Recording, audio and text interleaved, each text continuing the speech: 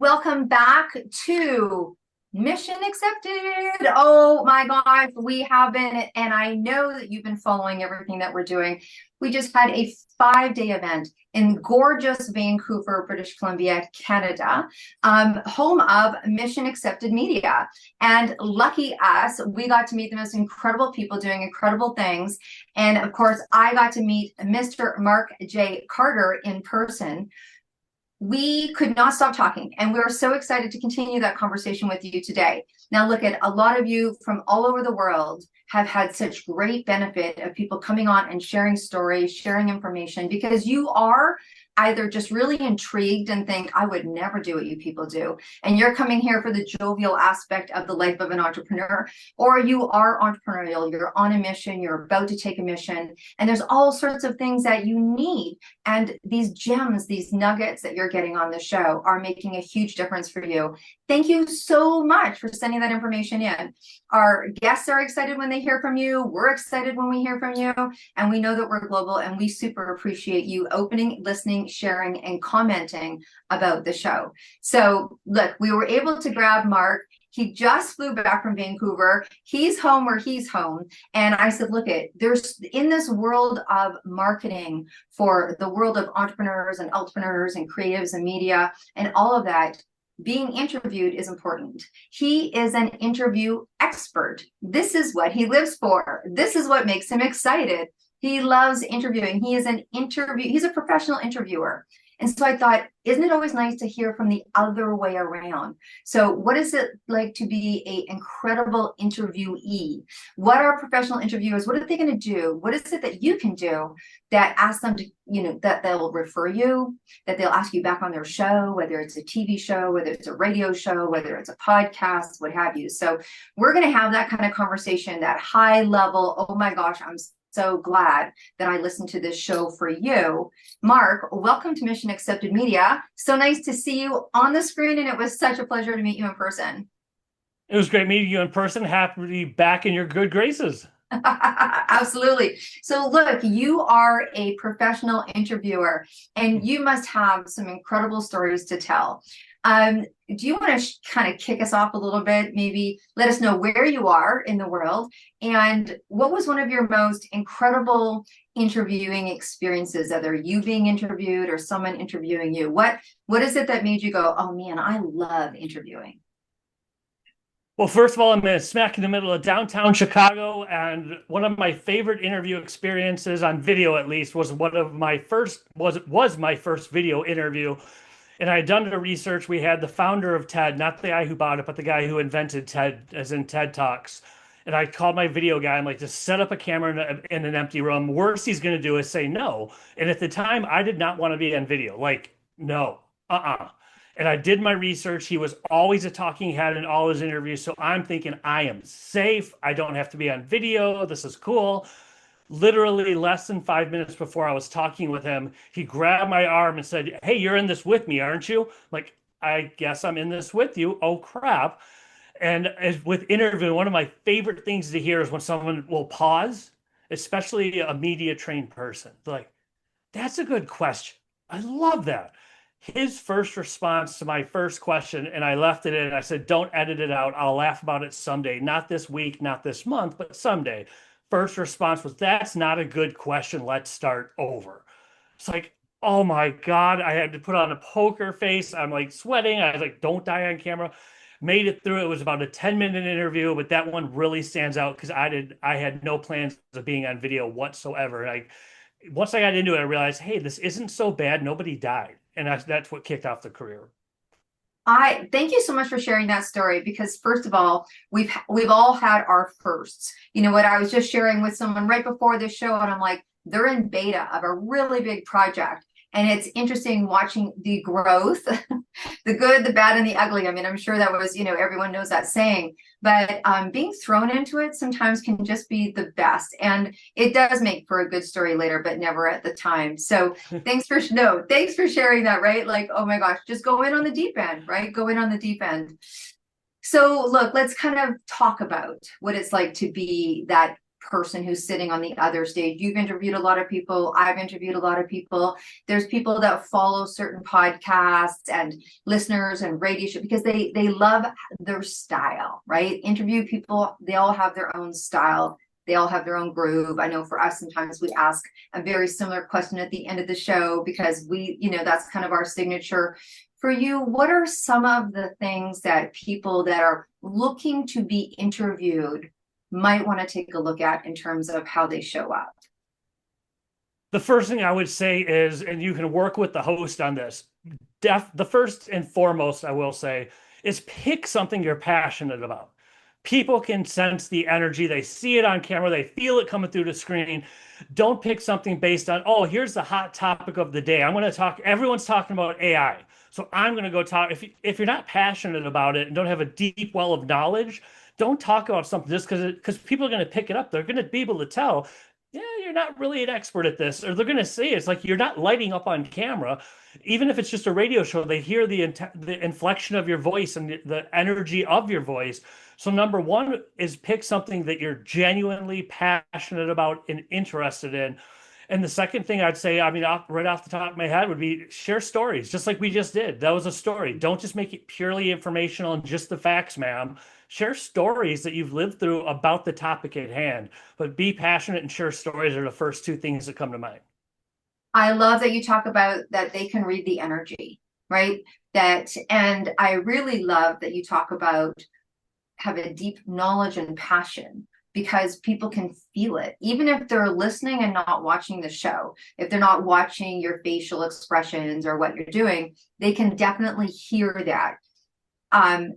Other things is like, putting too many, when people are entrepreneurs and they've got 3 or 4 things that they do, right? How do you feel about people talking about multiple things? Is there a good way to do that? Should it not be done? Like, how do you feel about that?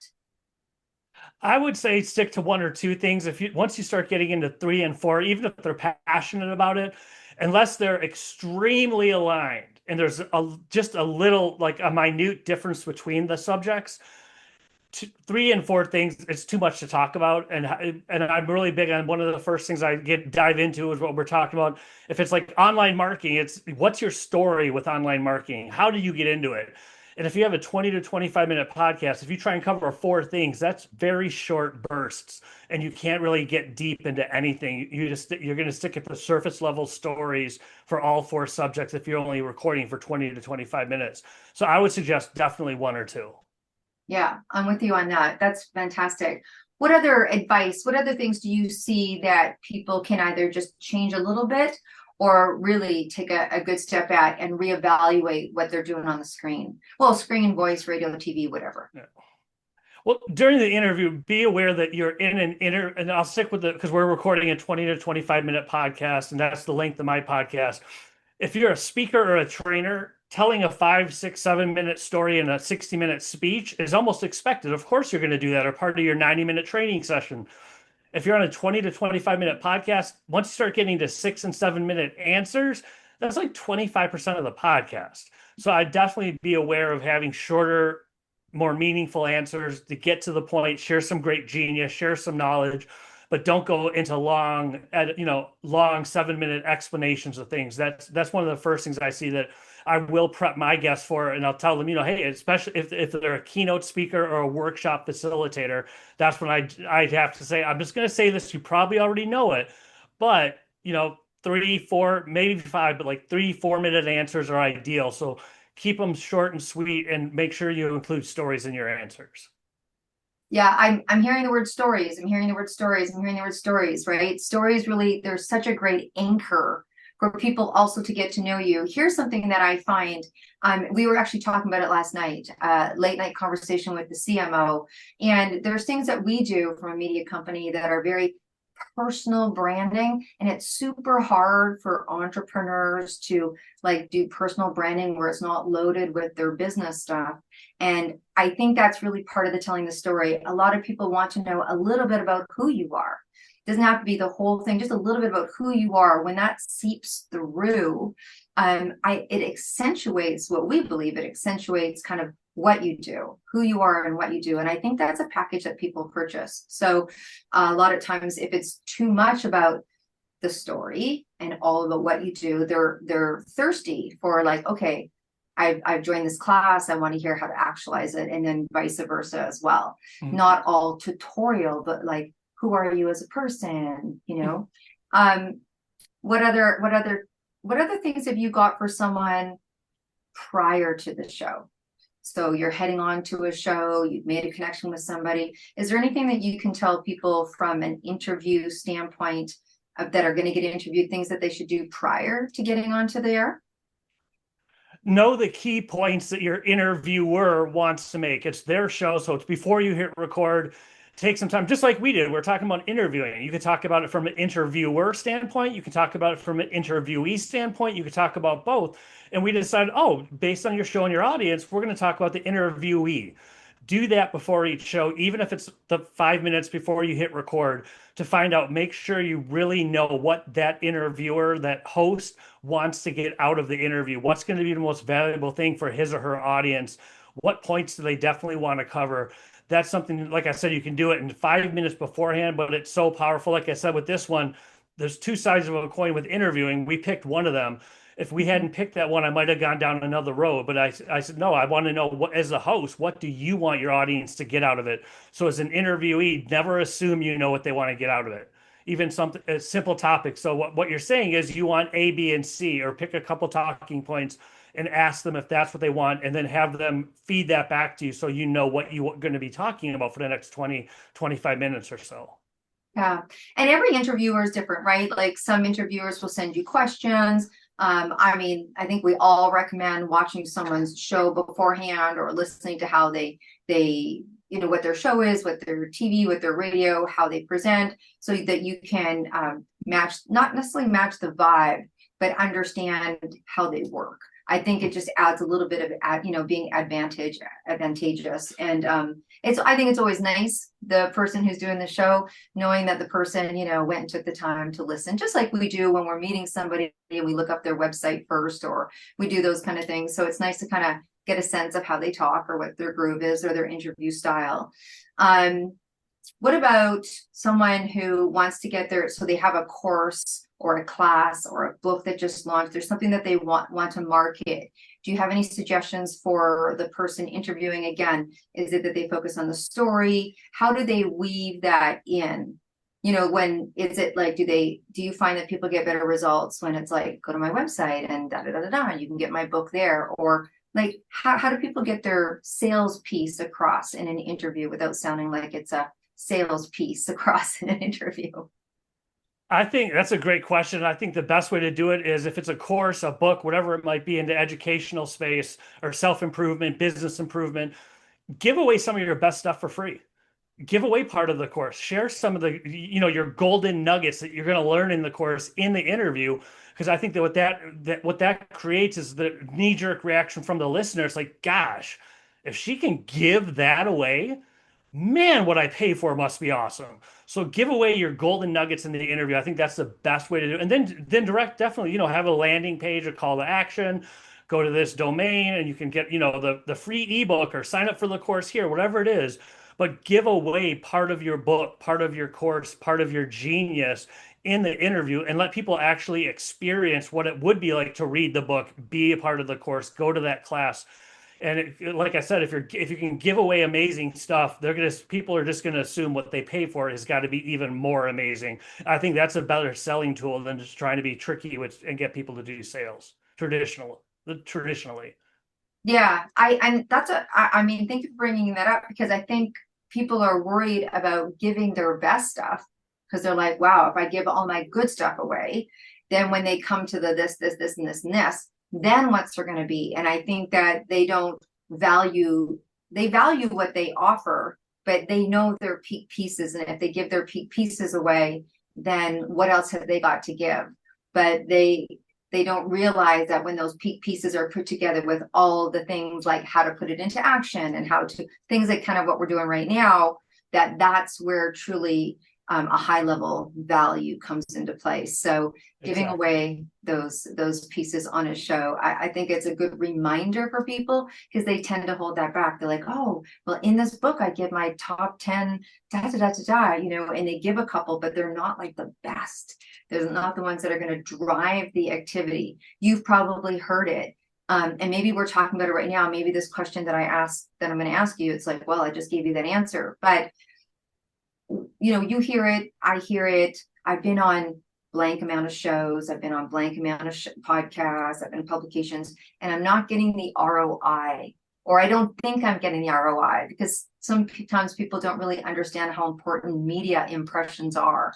Like when you're seen multiple times, you don't know that they bought your project here because they've seen you, and they don't call you when they bought your project and said, oh, I saw you on this show 2 years ago and this show. But what would you say to someone that says, man, I'm on a lot of shows and I'm not getting the return that I think I should be getting? Keep doing it and change your call to action. If you're not getting a return, direct them, whether it's you want YouTube viewers versus website people to sign up to it for a newsletter. But at the end, give one, maybe two calls to action. And if you're not getting them, change your calls to action or switch up the landing page or give a different offer. That's the best. That's the best I can say. And also offer something for free. Don't make it just, if you pay X dollars, you can get my course. Go to this website because I just heard you once. They probably want to get to know you better. Offer, that free newsletter, whether it's on LinkedIn or your website. Offer that free course, the free ebook. Give them a way to get to know you in air quotes even better. Don't make it an all or nothing. Like, hey, go buy my, even if it's like $297, go buy my $297 course. That can be like, well, it was interesting. I just heard you once in a podcast, maybe. Why would I Right. spend money if I just heard you once? Once you get to be business, in air quotes, business famous, it changes the game a little bit. But if you're not business famous, and give something away for free that they can get that's risk free to get to know you, get to know your material better. Don't make it an all or nothing. You have to buy something or you get nothing. Well said. Well said. And I think, again, just let's layer the fact that you never know when the show is going to be. That's going to be the one that tips the scale. So I love keep going, keep being seen, and keep mastering your craft. Is there anything else? Because I think I'm gonna flip the script a little bit, and I am going to ask you maybe some of your high level must do's for people that are interviewing. Is there anything else that you want to share to people out there that are showing up on other people's shows that yields a great experience or builds their business or builds their confidence? I mean, this is confidence building stuff, right? So is there anything else that you want to share? Because look, you do classes. We talked this weekend, you've got 2 hour packages where people are learning all these skills, putting them into action, having fun, networking. You have extended. So, we've grabbed you for 20 minutes. So we're kind of going high level on the things that people like really need to know. Is there anything else as someone showing up on people's stages need to know? I think the biggest thing is just do it. The time is never going to be perfect. I want the right show. I want the right interviewer. Just get out and do it. The only way to get comfortable on camera is to get comfortable on camera by actually doing it. So do a ton of shows. Don't worry if they don't have a huge following, especially if you're just getting going. A huge part of it is just get going because people can tell if someone's been as good on camera, they can sense the ease, the energy. They can sense it. And that's not, I guess a very good actor or actress could fake it, but short of that, you can't really fake it. You're either comfortable or you're not. And the only way to get comfortable is by doing the show. So I would say do as many shows as possible. And to reinforce one thing that we touched on, definitely ask the host, what do you want to get out of this show? What material do you definitely want to cover to make it the best possible show for them as you're getting more comfortable at being on podcasts, television shows, whatever it might be, but especially when there's video involved. Perfect. Okay, let's flip the script. Let's ask from an interview standpoint. A lot of people are now like, we're having people start their own TV shows. That the world of people doing podcasts and magazines and YouTube channels and all of that has been on a considerable rise. What are some of the things in flipping that you would say to your established interviewers and also people up and coming? One thing that comes to mind is I call it questions, etc., etc. And when you're asking questions, do like first explore to get a broad stroke and narrow it down to like from 20 miles high to 10 miles high, and then get it targeted. Oh, so if I hear you right, what you're really saying is this. And then the clarifying for the C is just to reiterate, you think this is the best way that you can ask a series of questions. So question exploring, targeted, and clarifying can be a great way to do it. And also from an interviewer standpoint, how and why, if you're ever stuck on what to ask someone next, and this goes for networking events, this does not even, it isn't just restricted to being on camera, asking whatever they said, the last answer, how did you do that or why did you do that, is going to elicit what we started talking about, stories. You can get them Mm. automatically to tell a story simply by saying how or why. Or if you're stuck for a question, ask how or why. You'll get right back into the groove. They'll start sharing stories. You're back on track. That's my favorite thing to share with interviewers. And like I said, that can even be done at a networking event to keep a conversation going. That's really good because sometimes you meet somebody and you have a dynamic experience, or you met them at an event, or you met them at a conference, or you met them at a group online. And then when they go onto the show, it can be a different personality. It can be differences. People have things going on in their life. Maybe they just raced in, maybe all sorts of things. And they may not be as focused or as dynamic as you met them in 3 minutes. And sometimes there's things where I mean, obviously, clearly that's not this situation. You've got two people interviewing. We don't have to pull information out of each other, right? But sometimes it's like that. And I think that's a very great technique to repeat back to them something that they've already been talking about and elaborate deeper. Yeah, that's really beautiful. Absolutely. Really beautiful, beautiful. Mark, this is the beginning of many things that I think that we're going to be putting together and doing together and sharing together. It won't be the last time that you say, and I'm going to say it, Mark J. Carter on Mission Accepted, because you're going to go put in Mark J. Carter and Google's going to love on you. But I do have a question that's completely nothing to do with interviewing. It actually has absolutely nothing. It's all actually about you, just you and you. So you and a suitcase, which you probably just came home and unpacked, are going to repack, and you are going to go away on a desert island. And you have no idea when you're going to come back, but it's you and the island.